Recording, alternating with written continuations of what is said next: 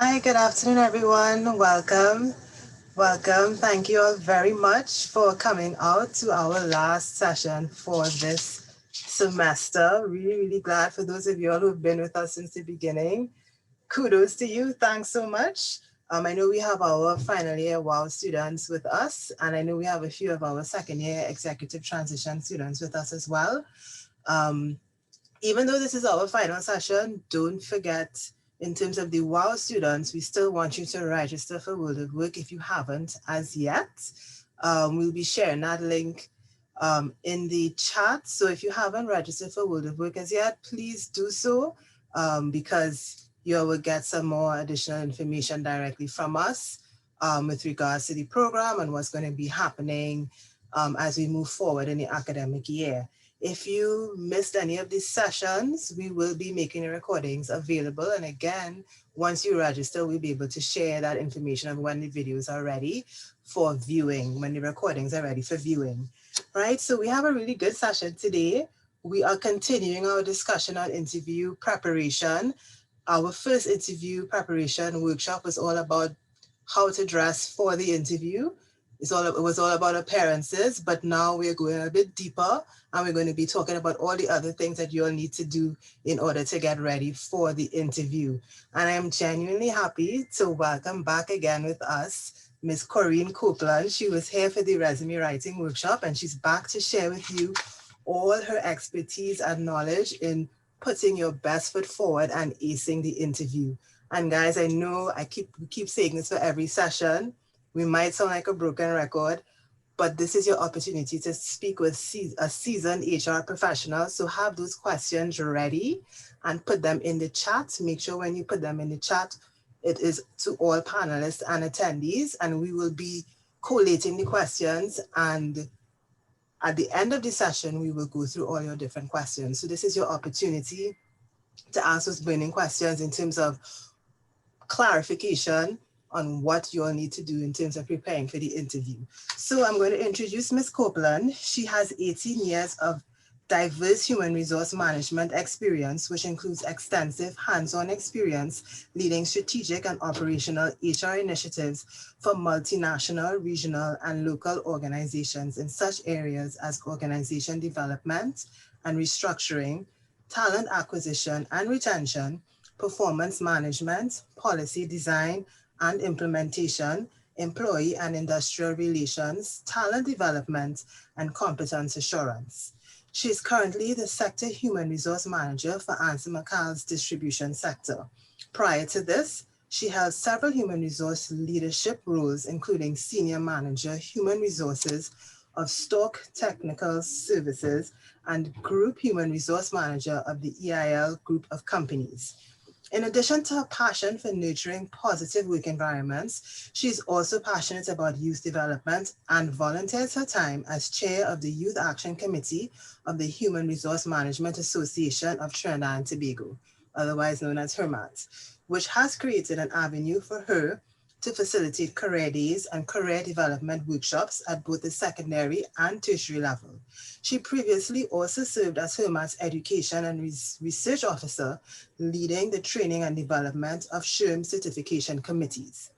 Corinne is a certified leadership development and succession strategist by the Human Capital Institute, as well as a certified senior professional by the Society of Human Resource Management. She holds a master's degree in business psychology from Franklin University and human resource management from the University of the West Indies. In her downtime, she enjoys overseas traveling, spending time with her family, and cooking. So without further ado, I'm going to hand over to Corinne to start her presentation. Thank you very much for that very warm introduction, Nandi. Whilst I load the presentation on the screen, I'm going to ask my dear sidekick in the background, Shireen, to please load the first poll for me. What I want to do is, before I get into the presentation, I just want to get a sense of how comfortable the participants are with respect to the interview. So if you were contacted yesterday for being scheduled for an interview, and that interview is tomorrow, how prepared do you feel at this point in time for that interview? Yes, so I'm seeing some responses coming in. Yes, I'm seeing some unprepared, some in the help, I have no clue. I'm also seeing some people thinking that they're very prepared. Good for you guys. Yeah.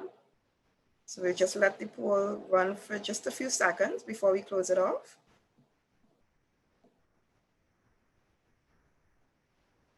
All right, so we can close the poll now.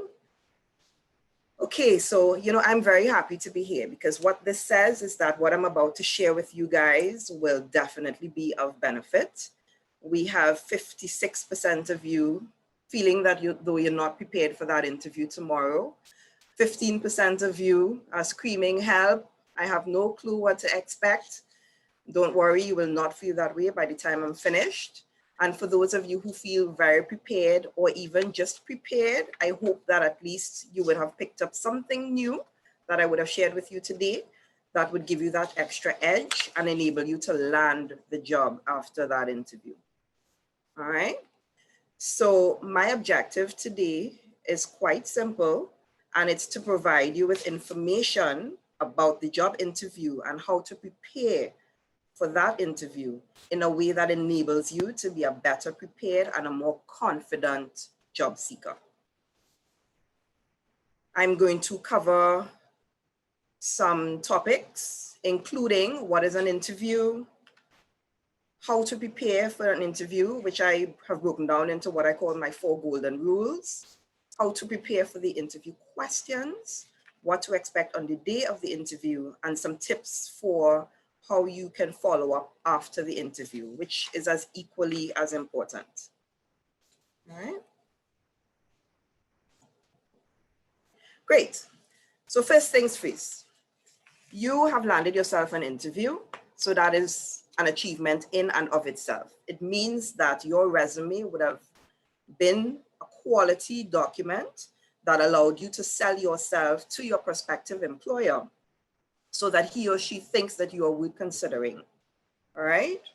I think that is an initial first step, because in order to land the interview, you need to sell yourself via that document that is called a resume. So now, to improve your chance of success at the interview, you can only do so if you are prepared. So that's why I'm here to help you. I'm here to help you prepare, and I'm here to help you impress your prospective employer on that interview day. So just very quickly, what is an interview? An interview is very simply a conversation, and I like to refer to it as a conversation because a lot of people, especially first-time job seekers, they get very nervous when they hear interview. It is simply a conversation. So I always encourage people to relax and try to be as natural as possible. It's an opportunity for the employer to get to assess you in relation to what they are looking for the respective role, and to learn more about you, to learn more about your personality, your social skills, your ability, and how well you fit with their organization. But it is also an opportunity for you to convince the employer why you may be the best candidate for this particular job, but also to learn more about the organization, to learn more about the position, and to learn more about the type of people that you are eventually going to work with, because we're being positive here. You're going to land that job. All right. So my 4 golden rules, quite simple. In preparing for an interview, you need to know yourself. You need to know the job that you're going to interview for. You need to know the organization. And then, of course, you need to have the look. You need to dress the part. All right, so let's go through these 4 rules. So in order to know yourself, you need to ask yourself some very pertinent questions. How well do you fit what the employer is looking for? What are the skills? What are the abilities? What are the attributes that I have that I think can benefit this company? Why do I believe I am the best fit for this job and this organization? These are questions I encourage you guys to ask yourself, and not only ask yourself, but ensure that you are able to confidently answer those questions, because these are the questions that are going to display during the interview why the employer should hire you. All right? Make sure that you have reviewed your resume thoroughly before the interview so that you know the information that you also put on there. That is also part of knowing yourself. A lot of people put information on a resume, and when they get questioned about it, they're not very confident about what's on that piece of paper. Make sure that that is not you. All right? Secondly, it's also important to know the job. If you're going to interview for a marketing position, you need to know certain information as much as possible about that position. Now, a lot of times, job advertisements would give you this pertinent information, all right? So I always tell people the job ad is not just for when you're applying, but it's also for when you're preparing for the interview. You need to study as much information as is provided there. What's the accountability level? What are the skills that they're asking for? What are the competencies and behaviors that they need from the candidates? Is there anything about the work environment or the team structure or even the hierarchy? Who does the position report to? All that is important information. And I always encourage people as well, if you get invited for an interview, let's say you're applied for a job that was very vague and you don't think that you have all the information you need to prepare, then why not ask? Ask the person who called you, do you have a role profile or a JD that maybe you can share with me so that I can better prepare for this interview? There's nothing wrong with asking for that, all right? That's certainly something that I do when I invite persons to an interview. I normally attach the role profile to the email invitation so that they are able to better prepare for that interview. So after you know the job, make sure that you also know the organization, all right? This is where you separate yourself from amongst the pack. All right, it shows a level of preparedness that is able to impress a panel. So what do you know about the industry? Are you interviewing for a job in oil and gas, in manufacturing, in distribution? What's the industry? What are the products or services that the organization provides or makes? Do you know anything about the organization's culture? Have there been any news recently, and who are its leaders? So who owns the Answer McCall group if you're interviewing for a job at Answer McCall? Is it a private company, public company, stuff like that? Be able to articulate whatever you would have learned in the interview, all right? Show that you have an understanding of the organization and what it's all about. And people ask, so where do I get this information from? You can get this information from the company's website, or if you're like me, Google is my best friend. I Google every single thing. Anything I don't know, I type it into Google. You would be amazed at the type of information you can get from Google. But also don't be afraid to ask past employees or even current employees. If you know someone who works at that organization, then ask a question or two. Say, hey, what's the culture like at that organization? If there's something that in your research hasn't been clear, you can use that person to get some clarification, so that you are better prepared and you're able to demonstrate to the panel that you did your research and you came prepared for this interview. And the fourth rule, of course, is dressing the part and dressing for success. Now, I know you guys had a session on dressing for success, so I will touch on this one very lightly, only to say that when you're going for an interview, I always like to advise people, dress for the job above the one that you're going for, all right? Which means try to be as professional yet conservative as possible. And the reason why I say conservative is you never know who's on an interview panel. And I always remind people that at the end of the day, HR practitioners and line managers, they're human. And so they may very well have certain biases. So if you have tattoos that can be covered, I advise you when you go for an interview that you cover them. Yeah. If you have a particular type of hairstyle, just make sure that it's well groomed. Nobody's saying that you have to cut your hair. Just make sure that you appear very neatly and professionally attired for your interview, regardless. Great.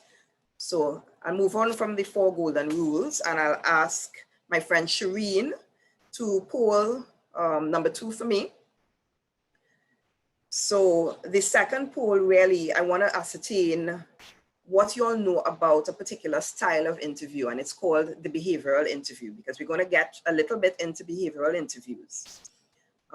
So while this poll is running, I can tell you that good interviewers usually ask open-ended questions. You know, gone are the day when interviewers would ask you questions like, you know, how old are you? What do you do? What do you like? They use more open-ended questions in an attempt to get you to speak, and more so in an attempt to get to understand how you would react to certain situations, how you may have dealt with certain situations in the past. Yeah. And that is one of the benefits of a behavioral interview. All right, so let's see. We have some responses here. At this point, I'm going to end the poll. And 70% of you are quite correct. So the correct answer is B. A behavioral interview is an interview where candidates are asked questions and they have to answer those questions by providing specific examples from their past experience. All right, so what this does, it allows the interviewer to determine if you have strengths and abilities that are needed for the given position, and that is determined by how you would have dealt with those in the past. Because there's a saying that past performance is an indicator or a predictor of future performance. So this is why behavioral interviewing is quite common. A lot of HR practitioners use it now. You get typical questions such as, let's say I'm an interviewer and I want to assess your attention to detail. I would ask you very openly, tell me about an instance when you found errors in your work. I would ask you to tell me what caused them and what did you do about them. All right. Another one may be, let's say you're going for a customer service role, and so the organization is looking for a candidate that is very customer focused. Tell me about a time when you went the extra mile to meet the customer's needs.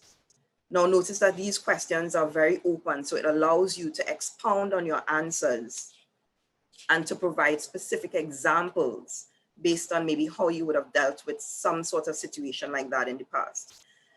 Bear in mind that if you're someone who does not have a lot of experience in the world of work, you can always draw on your tertiary level or your school projects or assignments to answer some of these questions.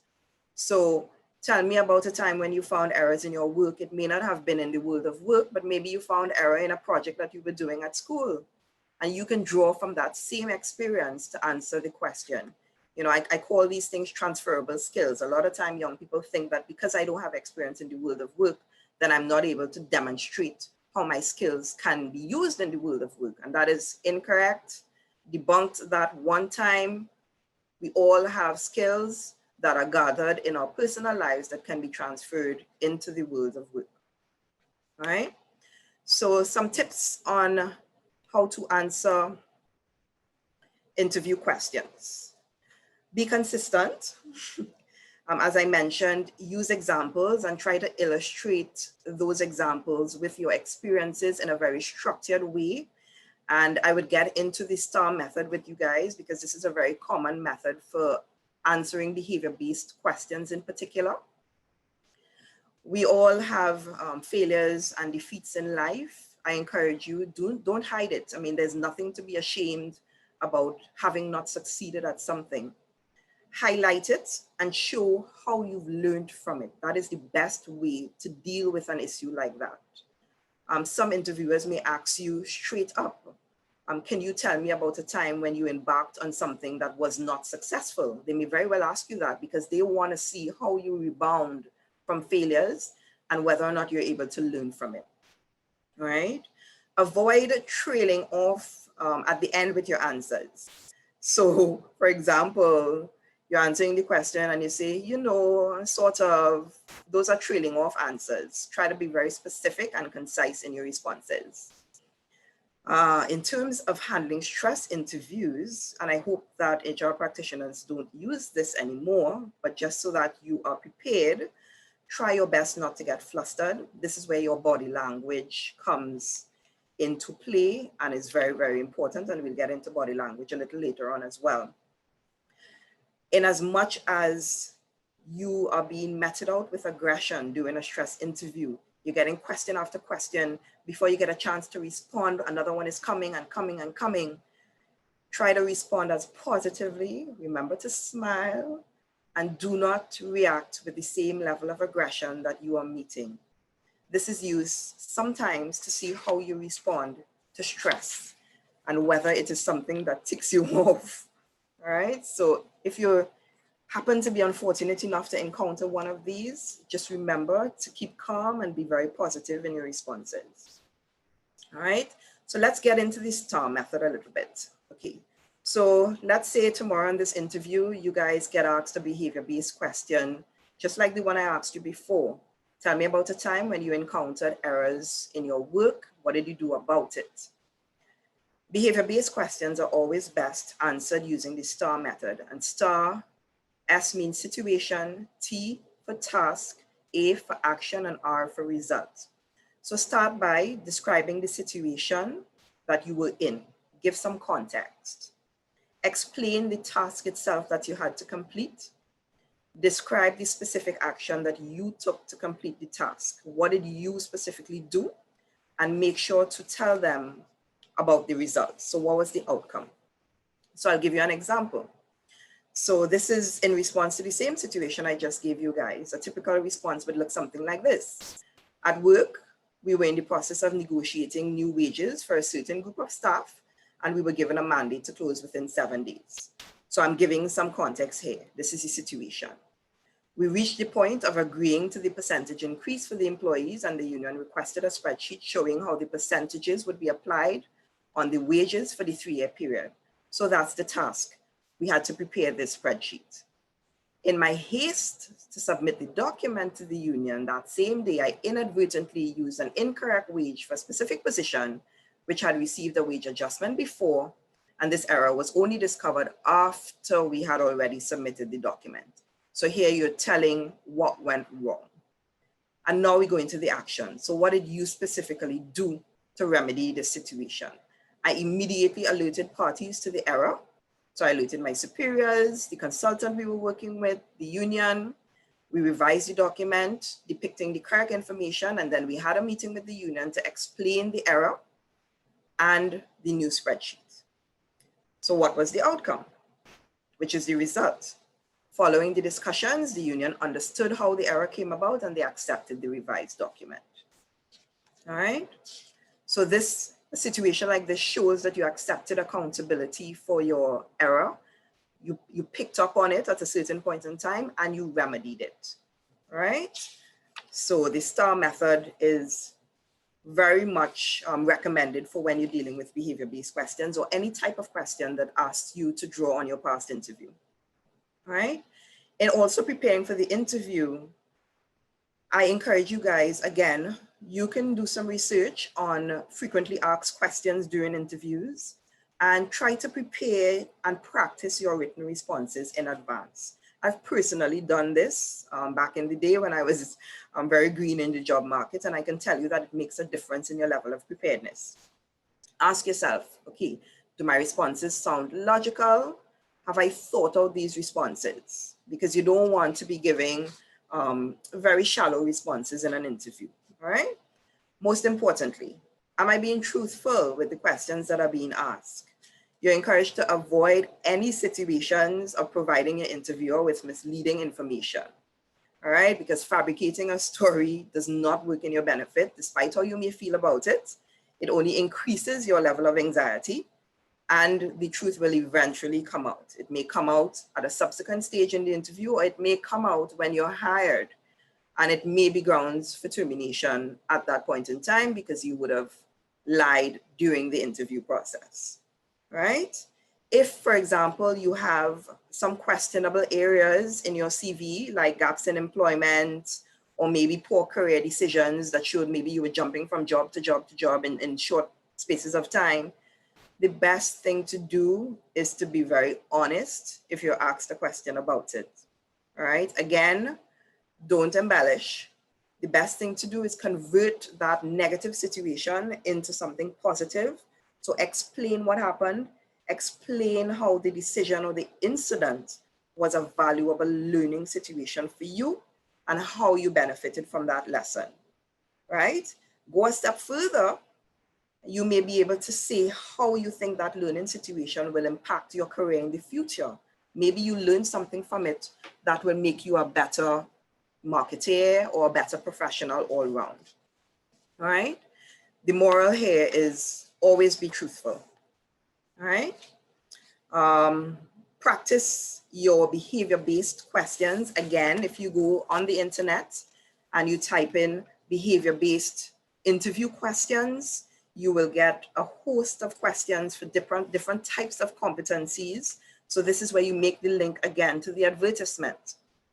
If the advertisement called for someone who is customer focused, someone who is very organized, someone who has a high attention to detail, you actually get sample interview questions on the internet that you can practice in response to the questions that you may get for those types of competencies.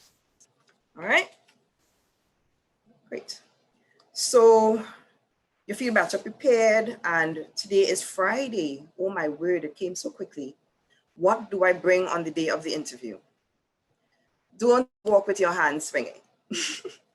I encourage you to prepare a folder, a simple folder. I encourage you guys to get, those travel folders and have some pertinent information in it. My suggestions are the name, address, and phone number of the organization and the contact person.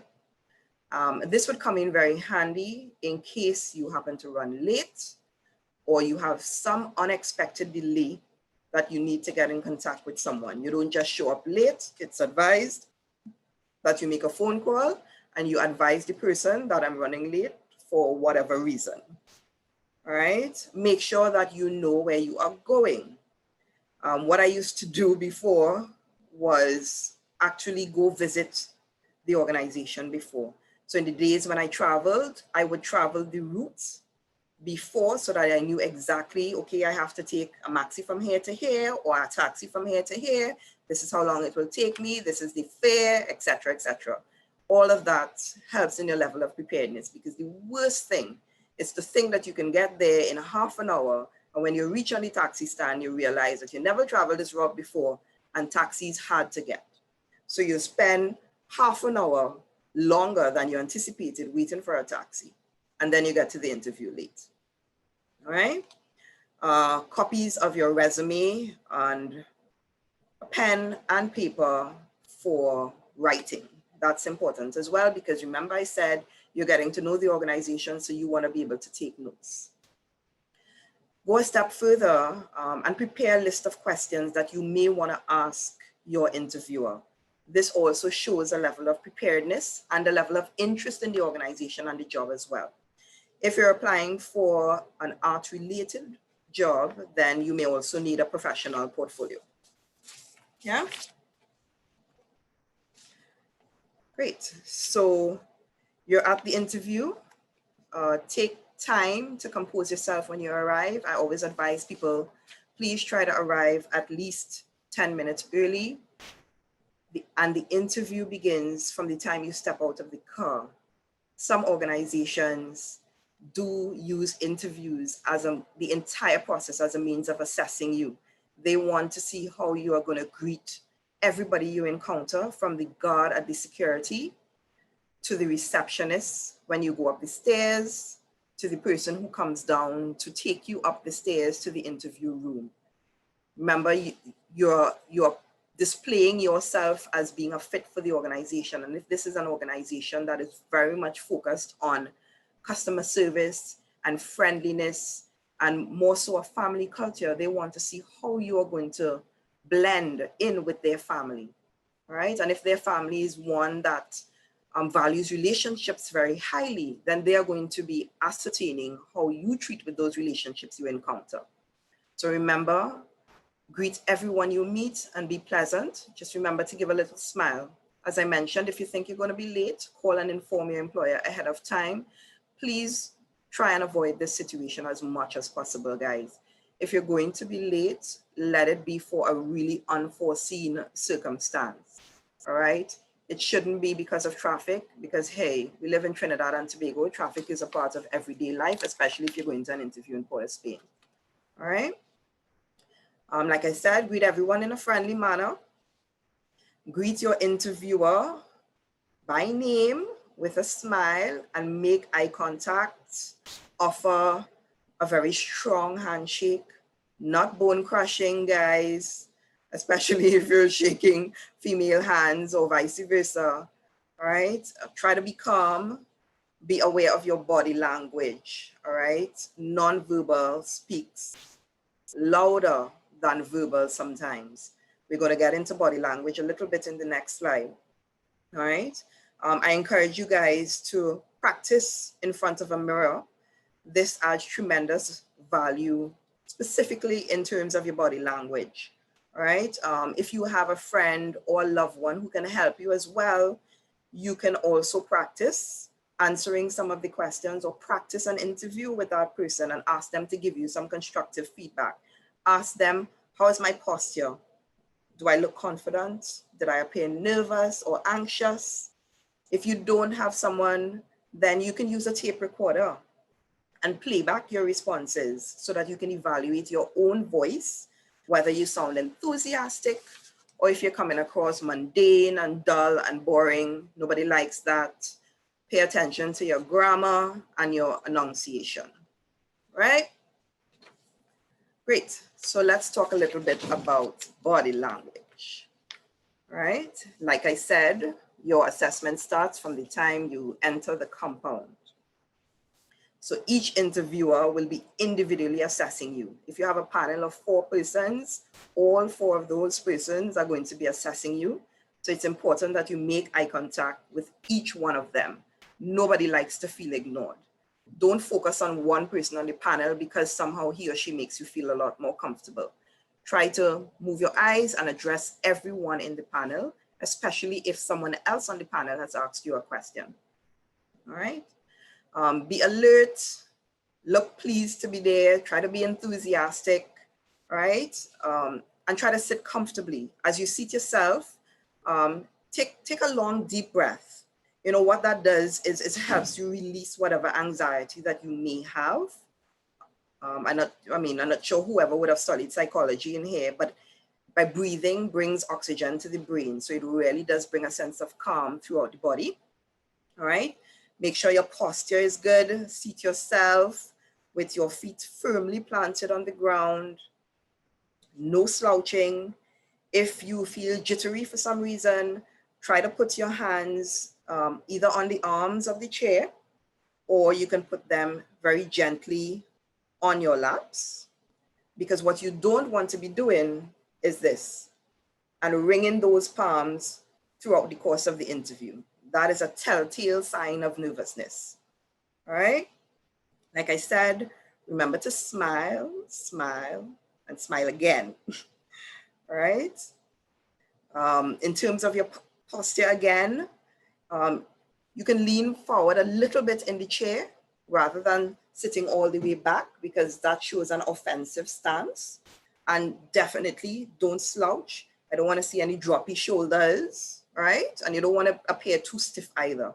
So try to find that comfortable sweet spot. And again, practice, guys. Practice it at home. All right. If for some reason, some of you guys have really bad nervousness that you're not able to get under control, then you can try to use that to your advantage. All right. You can tell the interviewer that you're very excited to be meeting them today. You know, tell them how positive your research has been and how anxious you are to learn more about the opportunity, so that they would see that anxiousness as an anxiousness to learn rather than an extreme nervousness. All right. So you're going to try to channel that nervousness into enthusiasm. All right. So you've gone through the interviews and you guys are well prepared for those behavior-based questions that came your way. You did a good job acing those. And then the interview is coming to an end and the chair of the interview panel asks you, do you have any questions for us? This is where your preparedness again helps. Remember I said, come prepared with a list of questions that you may want to ask. Do not ask about salary. Do not ask about benefits. Do not ask about vacation time. Don't ask any of those things. Please, as tempted as you may be, the first interview is not the place for that. All right. You want to ask what we call career focused questions. All right. These questions about salary and benefits and vacation and how much time off I will get, those things are better suited for later stages in the interview. You may get called for a second and a third interview, or even when you're offered the position, because then it would assist you in making a decision. But at the first interview, those things are premature. All right. So again, I would like my friend Shireen to please load the third poll. Yeah. And we're going to discuss a little bit some of the questions that you ask while this poll is in progress. I've provided you with some, but then again, remember I said, Google is your best friend. You can also research questions to ask in an interview, and you will get some very intelligent ones, and you can decide and go prepared with a list of them so that you can choose and you're not fumbling. All right. But some advisable ones, you want to know some more information about when a hiring decision may be made if that hasn't been provided to you. So you can ask that. You may want to also know what are the challenges or opportunities that you would have to face if selected for this position. You can also ask that as well. What are the goals or projects if selected for the position that I would have to focus on or accomplish very quickly? These are career focused questions. To get to know more about the organization, you can ask the panel or the interviewer, what do you enjoy about working for this organization? That would give you some more insight into the culture of the organization, and it shows a level of interest as well. Yeah. So back to my poll. Would you consider sending a thank you note to the interviewer after an interview? We have 40% saying yes, 21% of you said no, and 39% of you said, I'm not sure. Well, you know, these are interesting responses. I can only give you my perspective on this.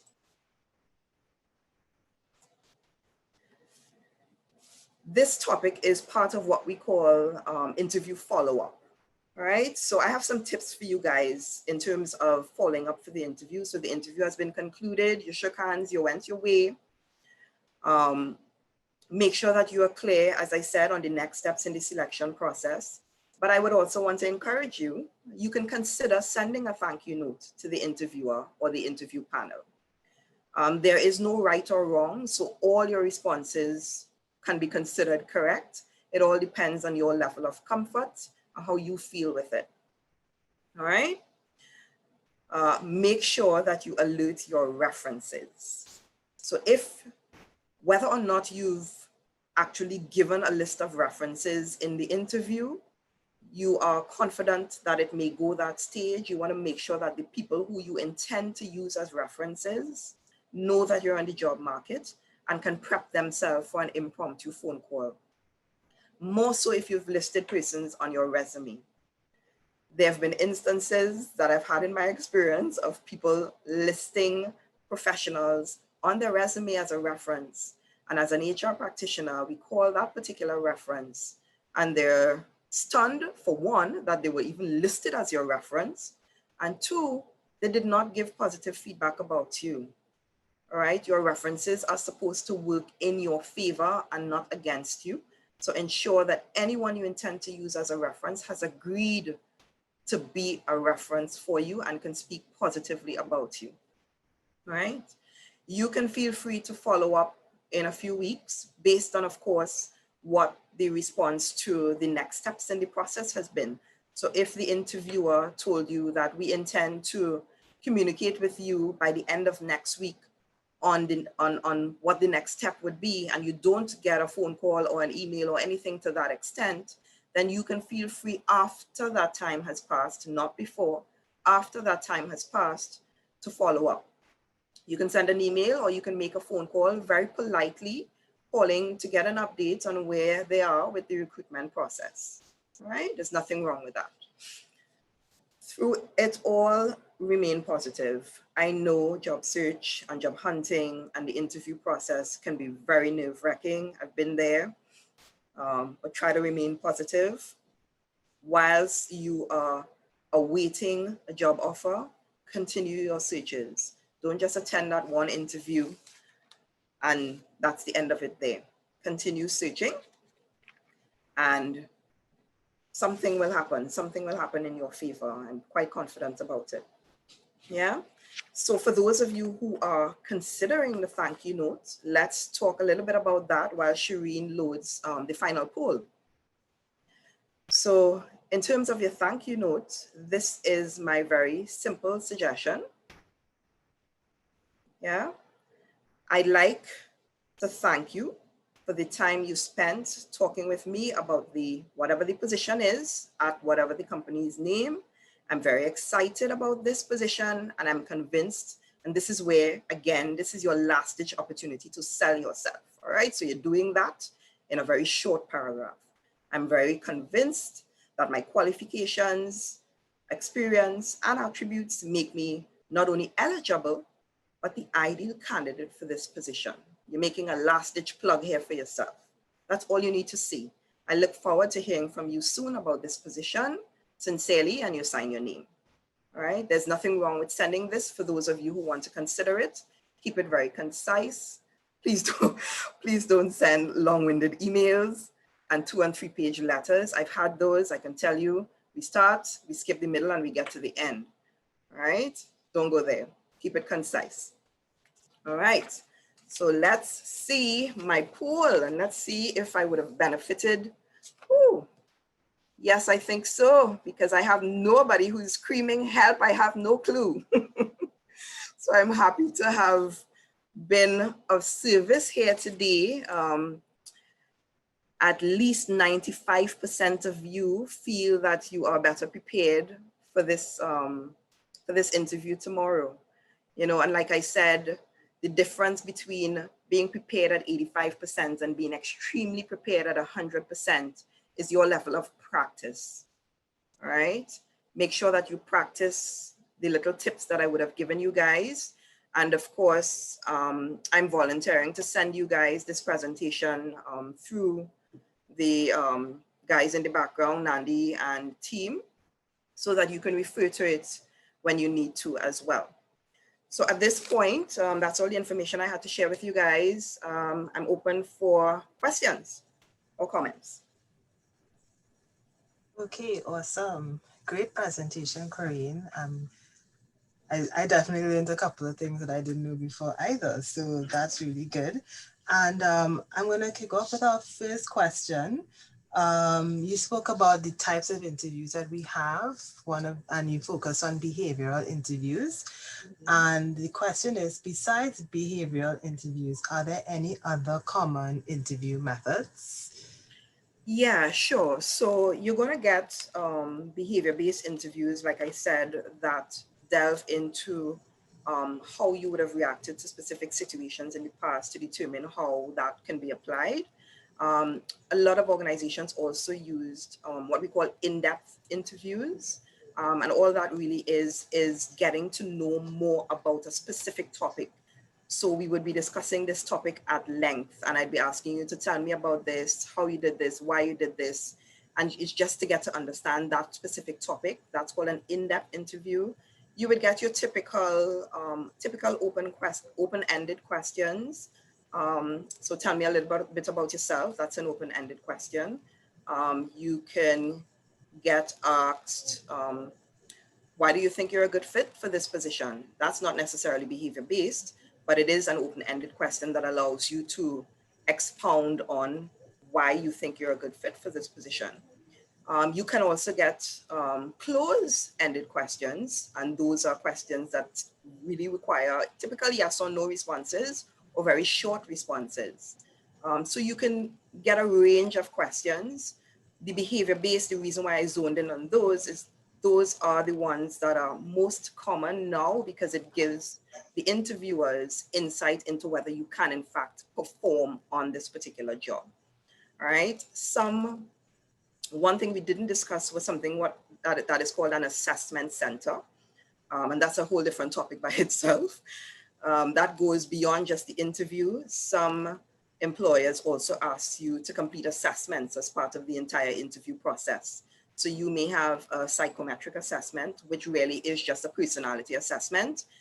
They may send you a link where you click on it and you are asked a series of questions about yourself that you respond. And there is a program in the background that generates a report based on your responses. You can also be given, apart from the psychometric, a technical assessment. A technical assessment, again, is geared towards determining how you will perform in the particular job. I've administered a lot of technical assessments. So for an HR specific position, you may be given a scenario with some questions based on that scenario. And you're giving, let's say, an hour or 2 hours to prepare a presentation based on that scenario. So it may be a real work scenario that the organization is facing and they want to know how you will deal with that scenario. Or you may get something that's a bit more generic.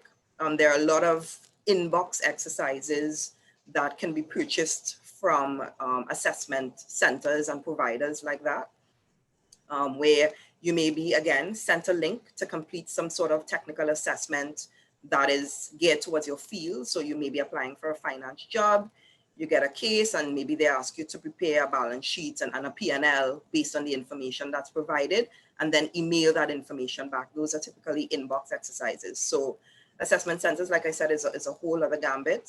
Some companies use it depending on the level and the position that is being recruited for. So I hope I answered that question. Yes, I think you did, but I actually want to sort of stay on the topic of assessments. Give me 1 second, guys. Sorry.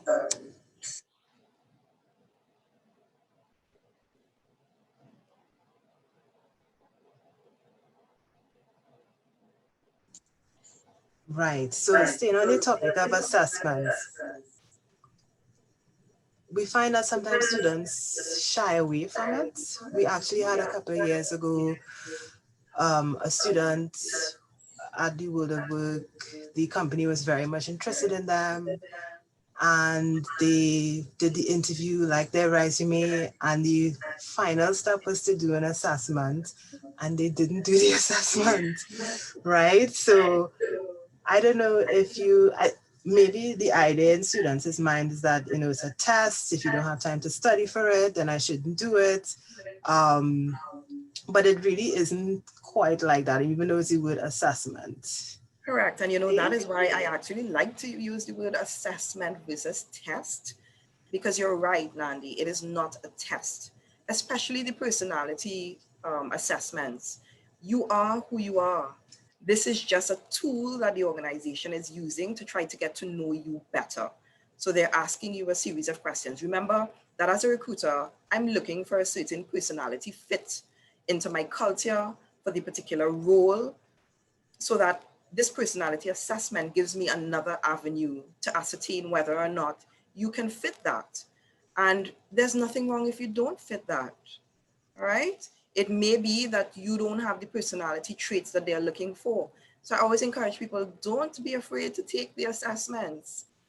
Some people take it and they feel like they're a failure if they don't do well on it. There is no doing well with a personality assessment, right? When it comes to technical assessments, on the other hand, I know those create a little more anxiety, because typically those are situations that can very well be real life and can mirror what you're expected to encounter on the job.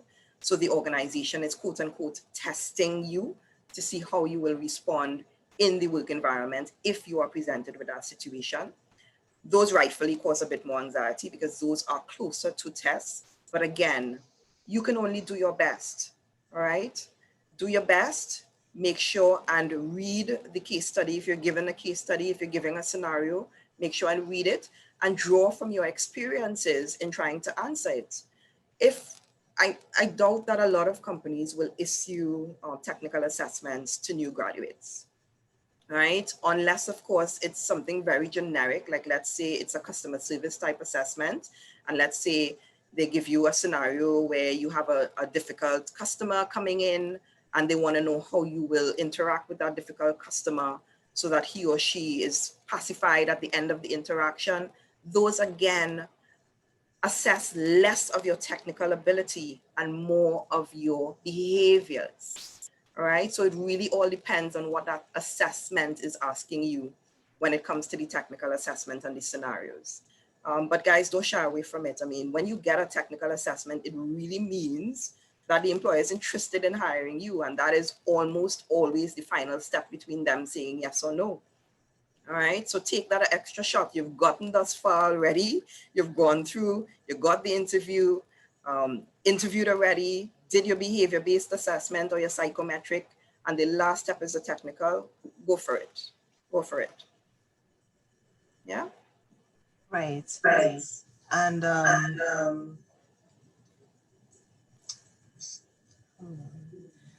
what would you say would be appropriate questions that we could ask in terms of in the interview when they ask if there's any questions? Okay, great. So I shared a few in my presentation, but remember I started off by saying that this is a conversation, right? So based on how this conversation is going, you would ascertain what has been said during this interview that maybe you want to know more about. All right. So let's say that the organization or the interviewer told you a lot about the job and you all had a good rapport, but you guys didn't discuss the organization and the type of culture, and it's something that you want to know more about. I mean, it's natural to want to know more about the people that you're going to be working with, right? And you can ask them, can you tell me a little bit about the culture of the organization, or how you would describe the culture of the organization? That's a question that you can ask. You can ask them, what do you enjoy about working here? That gives some insight right then and there. If you want to know more about maybe what you have to face if you are actually given the job, then you can also ask questions. Assuming that I was successful in this role and appointed, what would be my first priority task?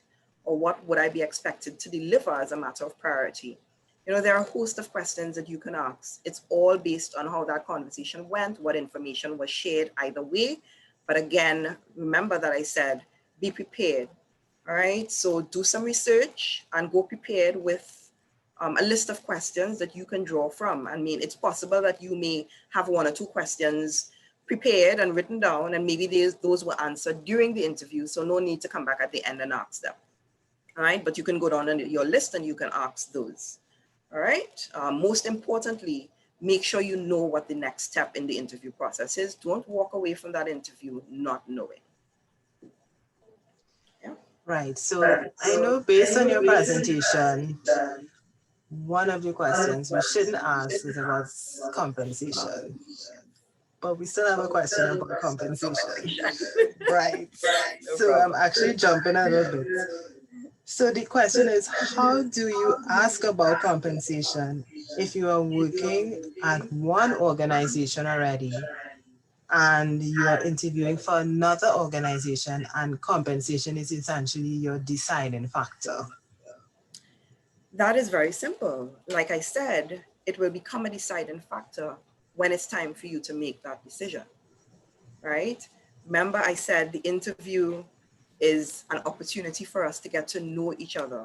If you bring up that topic too early, you're going to indicate to your interviewer that that's all you're interested in, right? And that is not a good way to start off a relationship, right?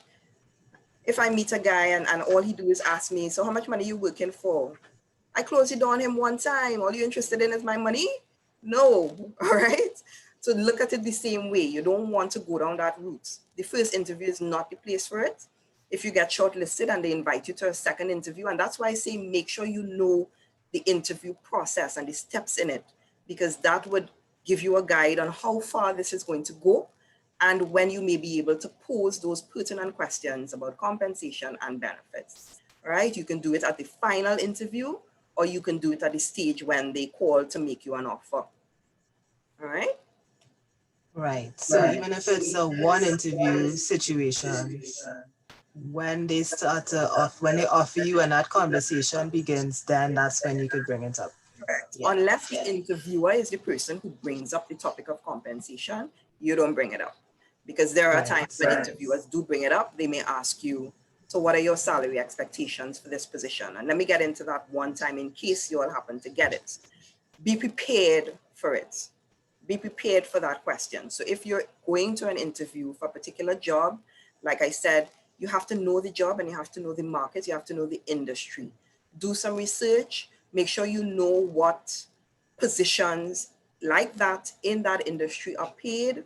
So based on your level of experience as well, you have to factor in all those things. What is the typical compensation for this role? How much experience am I bringing to the table? What are my qualifications for this particular position? All right.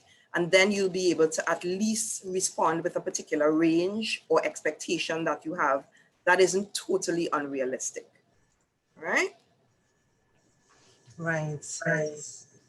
So, and how common is it to sort of have to go through different stages in an interview? It's quite common actually.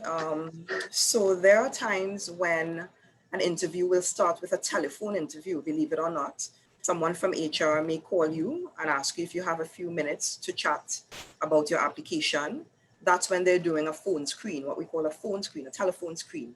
So they're screening you for some very basic information that they want to use in their shortlisting process. So that's considered the first stage. In that stage, it's quite typical as well. Sometimes they may ask you for your current or your expected salary expectations. So be prepared for it even then, because sometimes they want to know whether or not, if you're expecting $20,000 and they can only pay 10 for a particular position, they're going to get into that conversation with you one time, right? Um, Sometimes without the telephone interview, you just get called for an interview up front. And that interview, let's say it may be with someone in HR and someone in the hiring department, but it may not be necessarily with the hiring decision makers, right? So then those people do a shortlist, they prepare reports, that reports get forwarded to the hiring decision makers who may then want to meet you if you're shortlisted. So then you get invited to another interview to meet with the manager of the department and possibly the HR manager, or maybe the same person from HR. But the fact is it escalates. So with each interview stage, there's an escalation. So you may get invited to 2 or 3 interviews. If in the process there is the assessment phase, you may get the assessment phase after the first interview before final interview. That's very common. It's certainly a practice that I use where I do first interview, I administer my assessments from the shortlist of that first interview, and then I use those assessments to further help me shortlist, and then I invite my shortlisted candidates to my final interview. All right. So it's quite common, Nandi, to answer your question. Right. And so we have a question that's related to COVID. How do we ask heavy questions in the first interview, like how did you handle the COVID pandemic in your organization or company? So just, I guess, around the same topic of what questions to ask. I think that's an excellent question. It is an excellent question. Again, you're going into a particular environment. We're at a stage where health is of priority, and you want to see how this organization is going to care for your health and well-being by how they would have dealt with this pandemic. And I think that's an excellent question to ask during an interview. How did the organization handle its response to the COVID pandemic? That's an excellent question. You don't have to shy away from that at all. Right. And another COVID question, should somebody get called in to do a face-to-face interview and they don't feel comfortable doing it, do you think would it be rude to decline wanting to come in to do a face-to-face interview? What are your thoughts on that? I believe that's an opportunity for a conversation right then and there, because COVID has been with us since about March. We're in December, so it's been 9 months. This is going into 2021. So organizations are actually now transitioned to a phase of what we are calling the new normal. You know, if this were March, if an organization were inviting me to a face-to-face interview in the month of April, then I can definitely understand the concerns and the hesitations without a doubt. It's too soon. We didn't know what we were dealing with. But now 9 months into it, a lot of organizations have transitioned from the online interviews, which were a feature earlier on in COVID, to starting back face-to-face interviews, but of course with protocols in place. Now I can tell you I had a face-to-face interview up to last week because my organization has very strict protocols in place. So like I said, it's an opportunity for a conversation. You can express to the person who called you, given the state of the pandemic, I'm a bit apprehensive to put myself at risk. Can you please tell me how your organization is, or what strategies your organization has in place to mitigate any risk that may present to me by coming to this interview and getting to that discussion. And I mean, some typical protocols I will share with you guys. Organizations now have screening at all entry points. So we have a screening at our security entrance. So when you get to the security, there's a screening form that you have to complete declaring certain things. So whether you have any flu-like symptoms, you have to declare that on the form. Whether you would have traveled, of course, with the borders being closed now, nobody traveling anyway. But I mean, earlier on, whether you travel to any country within a specific time frame, you have to declare all of that. Then they also use the temperature apparatus to record your temperature. If you have a temperature that indicates that you have a fever, as slight as it may be, you will be barred entry. If you indicate anything on our screening form that flags as a risk, so if you indicate that you're currently sneezing, you will be barred entry. All right. And on top of that, we also have mandatory wearing of face masks. So you can't even roll down your window to speak to the security without wearing your face mask. He will tell you put it on. All right. When you pass that, when you park up and you get to the front of the building, we have a sanitization station. So you have to wash your hands before entering the compound. When you get into the building, the first person you meet is our receptionist. There is now a glass, a temp glass that is up, preventing that contact between you and her. I mean, that wasn't a feature before COVID, but it is there now. And again, you have to maintain wearing your mask, all right? Someone is going to come down and escort you to the meeting room. When you get to the meeting room, you will find that everyone in the meeting room is also wearing a mask. Not only that, but you would find that they're not sitting very closely either. It's a big meeting room.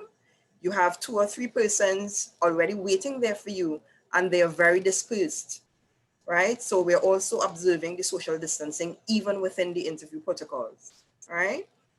So, I mean, things are changing and organizations are getting back to some semblance of normalcy, but of course, ensuring that we adhere to the COVID protocols. So if you are concerned about a risk, just engage in that discussion. There's nothing wrong with feeling unsafe, especially in this current environment, but don't say no outright. Engage in a discussion and try to get to understand. And if for some reason you still don't feel comfortable based on what was explained to you, maybe you find that their protocol is lacking, or God forbid they don't have any in place, then you can politely ask to be interviewed electronically. You know, given the state of the pandemic, would you mind us conducting this interview via an electronic platform? You know, we can do Zoom. There are so many. We can do Zoom, Microsoft Teams, Skype. There are hosts. All right. So again, conversation is really, really important. Right. Which kind of segue into another question, which is how do you prepare for a virtual interview? I don't know if you can share some tips on that. Sure. So we've had numerous, like I said, it's 9 months into the pandemic. And let me tell you guys, you prepare no differently. No differently. I'm meeting with you guys today, and I have on what I call my interview face, because guess what? I don't normally wear makeup, but I got on lipstick. All right. You prepare in the same way that you would for a regular interview. The only difference is that you are sitting maybe in your home at a desk with nobody around you, staring at a computer screen, and you have people staring back at you. but your level of preparation is exactly the same. Practice, use the mirror, use the tape recorder. In terms of preparing for your look, maybe how you may come across on screen, get dressed properly, have your professional attire on still, full attire. Don't wear the jacket and the short pants because God forbid you have to stand up during that interview, you will be embarrassed. So full interview attire and seat yourself there. Again, like I say, be prepared in advance. Don't just show up. So if the interview is at 2 p.m., don't log on exactly at 2 p.m. because you want to make sure that you have no technical issues. So consider yourself arriving to the interview early, but virtually early. All right, click that link before and sit in that virtual waiting room until you are admitted. All right, because you may want to test things like maybe your light. Every time I have some virtual meeting, I have to make sure I have proper lighting depending on where I am. Those are things that you need to test out beforehand. Make sure that you have proper internet connection. Those are the things that you need to add to your level of preparation. All right. If you don't have a dedicated workspace at home or wherever you're doing this interview, you need to prepare one. So you have to add that to your level of preparation. Maybe you have family members at home. You may want to ask them, hey, I need to use this room for an hour. Please don't disrupt. Go into the room, set up yourself, lock the door. If you know that your background is noisy, you may want to use a headset versus just trying to speak through the mic on the PC. Things like that. You know, it's really about just preparing for that virtual face-to-face interaction. And again, feel free to Google it. There are a lot of things already out there about how to prepare for virtual interviews. Right. So we have a few questions about the thank you notes. Sure. They wanted to know if we should leave it at the reception, if it should be like a physical note or should it be an email? You can send an email. You can send an email. Remember I said that as part of your preparation, you should also have the name and contact information for your contact person. I mean, there's nothing wrong after the interview calling up that contact person and asking if Miss John was the chief interviewer on your panel, can I have an email address for Miss John?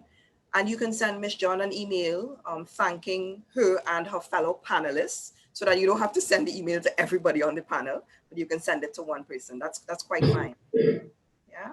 Okay. And do you, from your experience, do you think things like that make a difference, set somebody apart um, in terms of the interview process and the selection process? I think it does.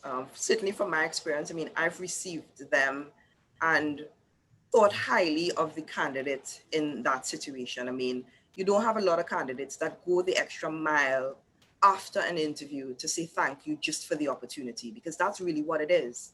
Thank you for the opportunity to even be considered for this. And I think it speaks a lot about your character. Like I said, don't be long-winded because then it has the adverse effect. All right. So you just need to keep it very brief and to the point. Right. And I mean, just in general, because a lot of times students always ask, what can I do to stand out from everybody else? And, like from where I sit, I sometimes feel like there is really little things that are quite easy that I think set you apart. And I don't know if you could talk about like situations where you probably had two candidates who were like neck and neck tied, they did very well in the interview. They dressed professionally. What are some of those little things that they did that probably allowed you to separate and select one over the other? Yeah, those are the very tough calls when you have neck and neck candidates. Little things. And I tell people it starts from your resume preparation. Because whilst you may be focused on the competencies that I'm looking for relative to the job, and when it comes down to it and I have to choose between one of two candidates, then I'm going to look more holistically, right? What does this other candidate bring to the table that maybe you don't, or vice versa? And it can be simple things. No two people have the same experiences, right? So to say that we both have the same level of experience, I often hear that, and that's far from the truth. No two people have the same experiences. It may be that this particular candidate dealt with a particular situation in their job that maybe you didn't get the opportunity to deal with. So unfortunately, when it comes down to it, that may have outweighed you. I mean, there's nothing that you can do for that, right? So the best that you can do is really prepare and deal with the little things. Focus on your body language, focus on your diction, how you speak and how you present yourself, how pleasant you come across. Because again, I may end up with a candidate who can do the job. Both candidates can do the job, and then I have one who came across very unpleasant and one who came across pleasant. I'm going to hire the pleasant one. All right. So those are the little things that you don't want to be ruled out if it comes down to a choice. All right. Those are the things that are within your control that you want to make sure you capture. And again, remember I say the interview is an opportunity for you to sell yourself and to show why you are the best candidate. Maximize that opportunity. It's only an hour, right? If you get asked questions, prepare, make sure you are prepared for some of those questions that you will ask and expound on it. There's nothing called talking too much in an interview because you're answering a specific question, right? Just try to be consistent and stick to the question that you are asked. But try as much as possible to tap into your experience because once that hour is finished, you may or may not get another opportunity, right? And then you'll go home saying, God, you know, I should have told them this, that, and the other. You don't want that kind of regret, you know? So those are really the things. I mean, there's very little sometimes you can do when it comes down to that level of choice. And that has been my experience because I've had candidates that have been neck on neck. And it really has been about experience, the different types of experiences that they would have had during their career that would have led me to choose one above the other. Yeah. Right. Okay. Good to know. I have a question here, good question. I have been told about trick questions and abstract questions. How often do interviewers ask these sort of questions and how do you answer them correctly? So I know like the trick question is sort of like, you know, what are your weaknesses? Which of course, if we're selling our best selves, why would we want to bring that up, you know? So I don't know if you could give us some advice on that. Listen, I don't know about trick questions, you know, guys. I do not use it. I don't know why we would want to trick candidates one way or the other. At the end of the day, an interview is an opportunity for the candidate to present his or her best self. And my role as an interviewer is to help you bring out that best self. You know, if an interviewer wants to test your level of alertness, they may ask you, I guess, what you call a trick question. God knows I can't think of any at this point. But if you get asked a question, just answer it honestly. Um, you may find it a funny question. Um, Again, just remember to smile. Don't be condescending. If you think that you got asked a very stupid question that is most obvious, don't be condescending. Just answer the question as you were asked. Trick or not, the interviewer, I guess, would have his or her reasons for asking. I can tell you, I don't do those things. You know, there's no trickery in the world of work, if you understand my point. So I don't do it. I understand. And if we were to talk about a weakness or maybe even share like a failure, I think it's just important to show how we've learned or how we've overcome those things. Correct, correct. So I would have mentioned that during the presentation that we're not perfect. Life is a series of successes and failures. Don't hide your failures. You are young, you're going to make many more. Don't hide them. The most important thing, especially if you get asked about it, and sometimes interviewers ask you quite frankly, can you tell me about a time when you embarked on something that did not have the desired result? That's a question ascertaining whether you succeeded or failed at something. And answer it. Give an example. Say what went wrong, say how you learned from it, and more importantly, say how it made you a better person, or say how you benefited from it. Take that failure instance and demonstrate how you learned and benefited from it. That's the best way to tackle questions like that. Right. So another question here is, if you got called for one or more interviews and you attend them and one of the organizations call accepting you for the job, but you're still waiting from the call for the other organization which you prefer, do you accept it anyway, the first call? Because what if you get through as well afterwards for the job you would rather have?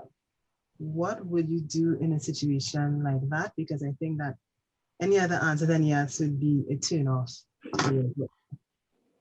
No, there is no obligation to accept an offer on the spot, guys. There is none. And so there's nothing wrong with saying to this employer of that position, can you please allow me a couple of days to think about it? And if you want, you can tell them as well that I had a couple of other interviews and I was expecting a phone call by Monday, so that I'd like an opportunity to just follow up on those before I respond to you. There's nothing wrong with that. Or you can just be generic if you want and say, please allow me a couple of days to think about this, discuss it with my family, and give you a response by, let's say, Tuesday. And ask them, is that okay?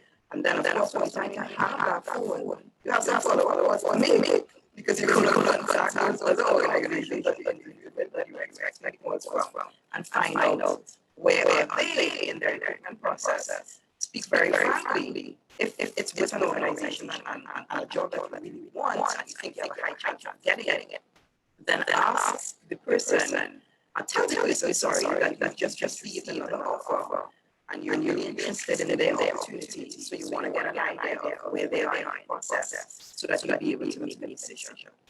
Now, if that person tells you that regrettably they're not able to make a decision now, then my advice to you is accept the job, right? Because they may not make a decision for the next 4, 5, or 6 months, and you would have declined that opportunity and deprived yourself of earning capacity, right? Okay, so we heard you, Corinne, but you were sounding a bit robotic, right? So I'm just going to, I'm not sure what might have been the cause for I'm not the, sure, right? You hear me clearly now? no, unfortunately. Um, I don't know why. okay, I'm not sure what is the reason. We don't want to preemptively stop the session. So we're going to see if we could work on it. The only thing I'm going to ask you, Corinne, is if you could turn your camera off. Maybe this is Okay, an sure, option. try that. Right. Does that And help? no, that has not helped. Um, I'm not getting any issues on my end, so I'm not really sure what they. give us 1 second, students. Thank you so much for your patience while we sort this out.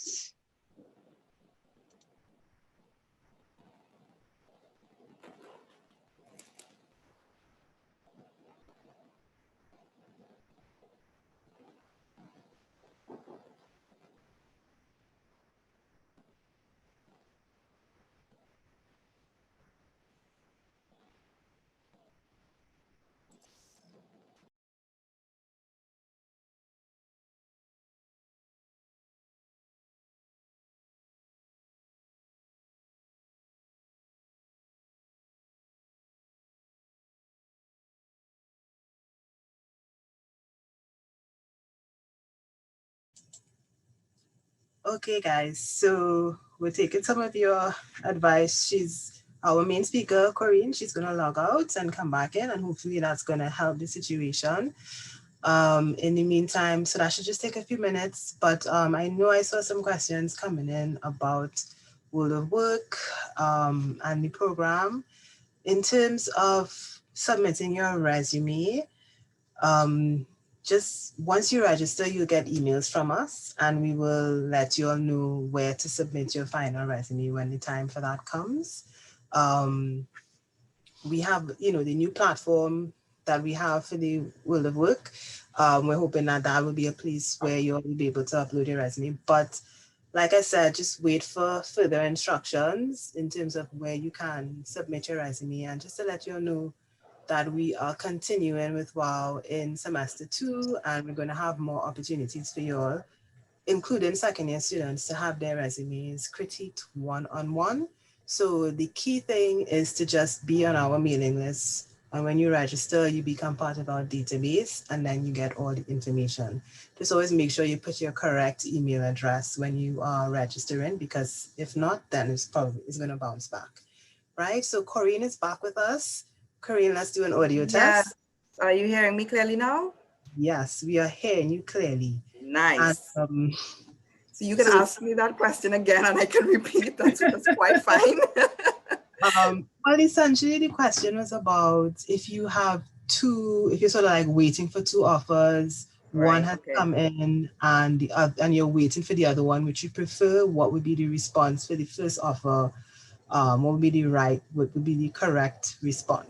So, Okay, good. So what I had said in a situation like that is there is no expectation to accept a job offer on the spot. All right.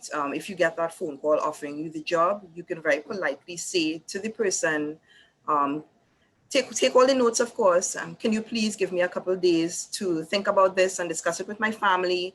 I would get back to you with my response by maybe Tuesday, right? And ask them whether that would be okay with them. If they prompt you, you may very well want to disclose to them that you are expecting another offer. And so you want to be able to properly evaluate both of them to make a decision. And there's nothing wrong with that as well. What I would do though is from the time you buy yourself that time, make a couple of phone calls. If it's to that organization that you expect to give you the job offer, call up the person and find out where they are in their recruitment process. And you can disclose to them, look, I'm very interested in this opportunity. However, as you know, I would have been attending interviews and I just got a job offer. So I'd like to be able to make a decision based on where you are in your process. What I concluded by saying is that based on that person's response, if that person says, look, give me a day or two, we're close to making a decision, then you can buy yourself that time with that day or two. If that person says, look, we're not close to making a decision right now, it may be another month, then the answer is quite simple. Go ahead and accept that job offer because you might be waiting for months on that employer. Organizations delay for various reasons that are not within your control. If and when they're ready for you, they will find you wherever you are. There are a lot of times when people resign a job a month after accepting and starting.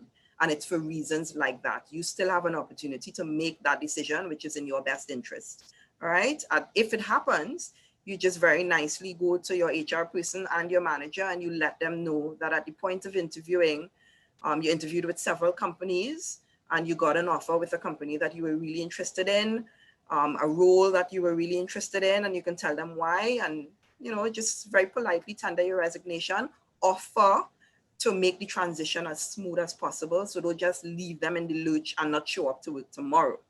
All right. So it's about treating with it professionally. right. And I think, from the point of view of somebody who's now sort of embarking in their profession, they feel like they can't tell a company, I need some more time to wait. But, it's not just, sometimes you as a person being interviewed, you are also in a position, you are also looking, you are also assessing the Correct. company, not just the company assessing you. So Correct. um, you're perfectly within your rights to ask for that extra time if you need it Exactly. in Exactly. terms of making a decision and letting them know, even if, like you said, if you have multiple offers, you need time to decide. Yeah. And I mean, it Exactly. makes you look like in demand too, it makes the organization probably think, geez, maybe we need to offer them some more money. I don't know. Who knows? It might work in your favor. It could work. If you there have been instances where organizations have counter offered. I mean, if you come back and you decline and you say, unfortunately, I need to decline because I got another offer, and it's better in these ways, they may come back and say, look, we really want you, we really like you, we think you have the skills for this job. Can we offer to match or beat your last job offer? Hell, you have another decision to make then and there, but those are always good conversations to have. Exactly. Yeah. So another question is, if you plan on staying in the job for a short period of time, 1 to 2 years, should that be stated in the interview? No, no, no. There's no benefit to stating that. 1 to 2 years, guys, is not a short period of time. Let me tell you, a lot can be accomplished in the world of work in a year. All right. When I reflect on my first year in this current job and the amount of things that I did, It ain't short at all, you know. So no, there's no benefit to stating that. None. Right. And I mean, that question sort of reminded me of a question that I had gotten when I first started interviewing after graduating. And it was for an HR position, which I Mhm. genuinely didn't have any interest in. I'm offended, Nandi. I'm offended. I was hoping to work in my area that I had studied. I was holding out for that. So Mhm. they asked me, because they knew I didn't study in that particular area, they Mhm. asked if I'd gotten an offer in the area that I had studied, if I would stay or if I would leave. Right. And so I'm just wondering, how honest should people be, when they get asked questions like that? Or maybe, I don't know if somebody would ask, even in terms of the period of time that I don't know if somebody would interview would ask, how committed are you in terms of staying in the job? I don't know if those are questions that people would ask that might make you. Not typically. The one that you mentioned, though, is a real possibility. If you are being offered a job that is not in your field, an interviewer may very well be concerned about retaining you. You know, so I invested in recruiting you. Gosh, I wonder if she'll ups and leave us tomorrow. There's nothing wrong with answering that question honestly, but non-committal, right? At the end of the day, the most important thing is to demonstrate to that employer that you are committed to them right now. You know, so you can say something like, I've accepted your job offer and I'm committed to giving 100% of my attention and my effort to your organization. If an opportunity in another field were to present itself in the future, I would consider it. At this point, I'm not able to say what I would in fact do. It all depends on what the opportunity is. You understand what I mean? So Yeah. you haven't committed to it, but you reinforced your commitment to your current employer that at least put them a little at ease that you're not looking to jump out the door tomorrow. Yeah? Right. Yes. And for my personal experience, I think I answered a bit too brutally honest. So they didn't ask. Didn't offer you. But you live and you learn. You You go live and through. you learn, exactly. Yes. Someone is asking, how do you correctly end or leave the interview room? Okay, Is so there? yeah, I mean, the interview end is normally signaled by the panel or the interviewer. So that take you from that person because you don't want to be the one getting up prematurely while the interview is still going on. All right. And the person may say very clearly, okay, Nandi, unless you have any more questions for us, we thank you for attending the interview, etc., etc. The courtesies are extended. And then you say as well, I really want to thank you guys for the opportunity, and I hope to hear from you guys about the opportunity in the near future. It depends if they say they will call you by next week or whatever. But just extend the courtesies as well. And then you can get up and extend your hand for a handshake. Of course, not now in COVID time, but in usual circumstances. You just extend your courtesies and then you can leave. The person would most likely show you out of the meeting room as well if it's in an area of a building. If it's an online, the same thing applies. So the person would say, thank you, Nandi. We appreciate you taking the time to meet with us today. If you have no more questions for us, then that concludes the interview. And then you in turn say, I also want to extend my thanks for you guys taking the opportunity to meet with me, and I hope to hear from you soon. And that's it. You click that leave meeting button and you exit. That's it. Right. Yeah. And a common question I get from students sometimes is, how soon should you follow up with the organization? Organization. Yeah, Yeah. it all depends on what they indicated to you. Because remember, I said, don't leave that interview not knowing what's the next step. All Right. right. Okay. So one of the questions, if they have not indicated to you during the interview, ask, can you please tell me what the next step in your interview process is? And how soon can I expect to hear from you? Those are very natural and common questions that you can ask. So if they tell you, you can expect to hear feedback from us by the end of next week, do not call before the end of next week, guys. Don't do it, right? If next week comes and goes and they have not called, you can let a day pass and then you can feel free to follow up. Yeah. Right. Okay. And just to take it to the beginning of the interview, you talked a little bit about body language in your presentation. Mm-hmm. And just in terms of when you walk into the room, I know ladies have their handbags sometimes with them. Yeah. Can you talk a little bit about that? Should they ask to put their bag on the table, wait for them to be told they could be seated, things like that? Okay, so when you walk into the interview room, if your panelists are standing, then you remain standing until they are seated. Sometimes they would signal to you that you can take a seat, and that's quite fine. Take a seat if they signal to you that. Um, but once they are standing, let them sit, and then you can have a seat, especially if they don't signal it to you. Their sitting is the signal that you can have a seat. Do not put your bags on the table, ladies. You don't want anything there that detracts from you. You are the focus, you are the attention. If there's a chair next to you, you can rest your bag on the chair, or you can put it on the ground next to your feet. But don't put your bag on the table so that it detracts from you. That's my advice. Right. So we're kind of running out of time a little bit, and we still have questions coming in. I just want to acknowledge there were a few questions about anxiety, and I just want to let you all know that the students know that we are going to be doing an entire session on how to deal with interview anxiety, right? So just in keeping with timing and respecting that, it's not that we're ignoring those questions, but we're going to have an entire session where we'll deal with interview anxiety, right? So that's going to be coming up in semester 2, so you all can look out for that. Um, we have some questions coming down at the end. Mm-hmm. Two types of questions that students are asking about. What if you're asked if you're looking for a job or career? That's one. So the interviewer is asking you, are you looking for a job or are you looking for a career? That's one Right. question.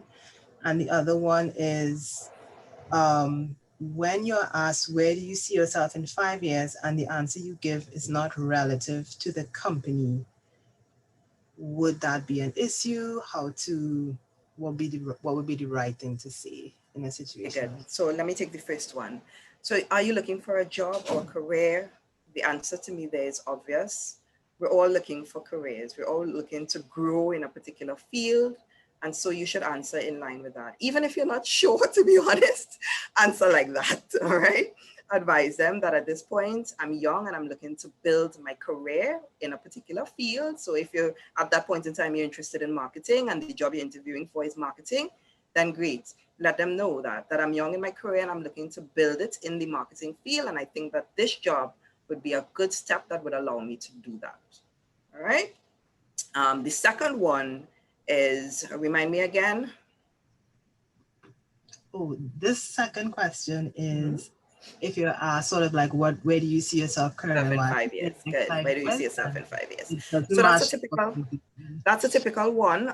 And it is linked to the first question because at the end of the day, the organization is trying to ascertain information about your aspirations. So please don't say, I don't know, yeah. I haven't thought about it, Don't say that. Be prepared for that. Be prepared for that question, especially as a young professional, because they want to ensure that you at least have sight of where you want your career to go or where you want to be in the future. And it can be as simple as, at this point, I want to find a job that is aligned with my skills so that I can grow in my career field to hopefully advance within that career within the next 5-year period. All right. It can be as generic as that, or you can be very specific depending on where you are in your career. If your aim is to, you're currently, let's say, at an administrative level, and you want to progress to, let's say, supervisory or managerial level, then you can say that at this point, I'm at the administrative level in my career. I've had X amount of years experience so that in the next 5 years, I see myself advancing to a more senior level, like possibly supervisory or managerial. You can be specific, all right? But most important is demonstrate that you've thought it out because it demonstrates that you've given consideration to your future growth and your aspirations as a professional. Yeah. Right. Okay, and so we have two more questions, and guys, we're going to cut it off after this, right? Because it's after three. Um, Questions about, I guess a lot of these students are kind of wondering the different types of questions they could get answered. And I mean, we can't cover every single question Yeah. that could possibly come in an interview, you know. But in response to our conversation about asking when would be a good time to follow up, or about the what's the next step in the interview process, a student is imagining a scenario of being told that we will get in contact with you, and don't I don't know if that's a response that sometimes happens. We will Don't call us, we'll call you. exactly, that is literally what they said, but I was trying to couch it. No, I don't think my HR professionals are so back in the Stone Age. When I hear that, I have to think of an Arnold Schwarzenegger movie from back in the day. So no, guys, I think it's reasonable to have an expectation of knowing what the next step would be. No employer would interview a candidate and of course be interested in filling a role and then tell a candidate, well, don't call us, we'll call you, and then leave you hanging for what, months, years? It just, I mean, you move on, right? So even if the employer isn't able to answer for whatever reason, then it does not preempt you from checking in. So let's say 2 weeks has passed and you really want to know, because you might be in a scenario where you got a job offer and you were really interested in that job and you want to make a decision. So there's nothing wrong calling up the company and speaking to your contact and asking them, can you tell me where you are in your interview process for the particular role? I would have interviewed 2 weeks ago and I received a job offer. So I really want to be able to make a decision at this point. And it's either they can answer you or they can't. And to be honest, if the organization can't answer you, then don't waste your time. Go ahead and accept your job offer, move on, you know? Right. And I think it goes back to, this is the working world, this is the professional environment. This Yeah, is a professional speaking to another professional. They're seeing you, the student, as a professional, even though maybe right. in your mind you're sort of thinking of yourself as a student, and Exactly. in a kind of subordinate position. But you have the right to ask certain questions. You have the right to have reasonable expectations in terms Expectations, of exactly. And um like I said to Nandi, not to cut you across, but like I said, remember that whilst the employer is getting to know you, you're also getting to know them. And there are some organizations, depending on how they treat me in an interview, I will very well decide that I don't want to work for you because your values don't align with mine. If I go to an interview and I'm meted out with rudeness, and trickery, and all sorts of things, and then when I ask you what's the next step in your process, you hit me a don't call us, we'll call you. From the time I walk out the door, I close my eye on you. So even if you call me, you would probably hear from me that unfortunately I'm not interested, you know? So, I mean, at the end of the day, guys, when you're growing up in your profession, you're going to meet a lot of things, but you have to make choices that are in your best interest as well, right? So don't feel compelled to accept everything that gets thrown your way. Exactly. I saw someone type there, know your worth. That's right. That's right. nice. Yeah. And the final question, it sort of speaks to handling a situation. Um, how long should you take to answer a question? Into, that you've been posed, like Mm-hmm. maybe you need to think about it a little bit, Yeah. or if you get asked a long question, and it has like part A, part B, or part C, if you're allowed to take down notes, is that Of course something you are. Of course you are. So that yes, you're allowed to take notes. You remember I said walk with that pen and paper. Um, In terms of responding, though, nobody says that you have to answer off the bat. Some questions do require us to pause and think. Of course, we don't want long periods of silence because that becomes quite uncomfortable.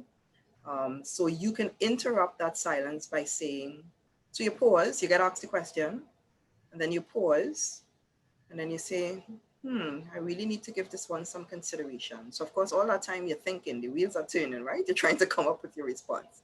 But then that buys you a few more seconds of a pause. All right. Don't just get asked the question and then remain in utter silence. Do you see how uncomfortable that is? Yeah. Right. So yeah. Right. And I mean, say you say, there's a question, like a technical question that they ask, and you Can't just answer. can't come up with the answer. Yeah. Is there anything Then you you can can do? you can say that very clearly. You know, it may, maybe it's a technical, maybe it's something that's based on something that happened in the past, and you can't for dear life think of an example, because sometimes, yeah, guys, the brain does freeze up on us. You can tell the interviewer, unfortunately, I can't recall a situation like that at this point. Do you mind if we come back to that question later on?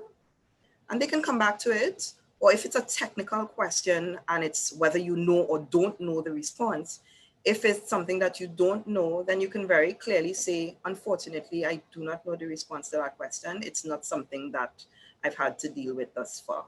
But I am open to hearing what you think is the most appropriate response. And you can learn from the panelist as well. Yeah. Okay. Right. So that brings our session to an end.